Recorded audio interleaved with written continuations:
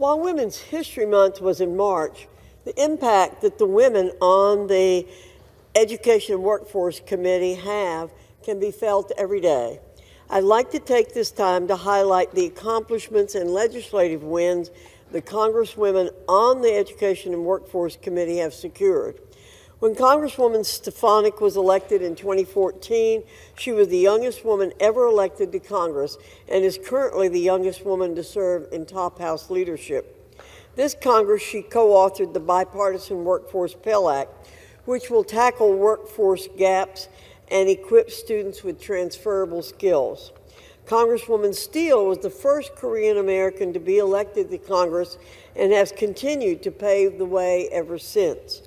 Her bill, the Deterrent Act, passed the House and will prohibit foreign adversaries from using monetary incentives to infiltrate U.S. universities. Congresswoman Letlow is the first woman to represent Louisiana in the House in more than 30 years. As a former education professional, she saw the need to increase transparency and expand school choice options. She authored the Parents' Bill of Rights to restore parents' presence in their children's education and the Empower Charter School Educators to Lead Act to aid the charter school application process. Congresswoman Houchin has been a leader in her community for years and served in the Indiana State Senate for 8 years before her time in Congress. Language from her Student Bill of Rights, which codifies free speech protections on college campuses, was recently passed by the committee. Congresswoman Miller is a conservative champion, local farmer, and vice chair of the Committee on Education and the Workforce. Her work on the Parents' Bill of Rights was vital to its passage and enshrines parents' right to make decisions for their children. Additionally, her work to protect women's sports has been instrumental. She will lead a Congressional Review Act resolution to overturn the Biden administration's dangerous and unfair Title IX policies that allow biological males to compete in women's sports.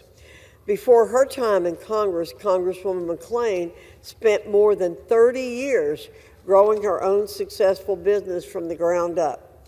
She currently serves in House leadership and authored legislation to save taxpayers from Biden's $559 billion student loan transfer scheme. Prior to her time in Congress, Congresswoman Chavez-DeRemer served as Happy Valley's first female and Latina mayor. She is the first Republican woman from Oregon elected to Congress. This Congress, her Health Data Act, was passed by the House to increase transparency in the health insurance marketplace. This committee is dedicated to advancing opportunities for women both in the workplace and throughout their education. The remarkable women who serve on the committee play an indispensable role in that mission, and I thank them for their tireless work on behalf of the American women.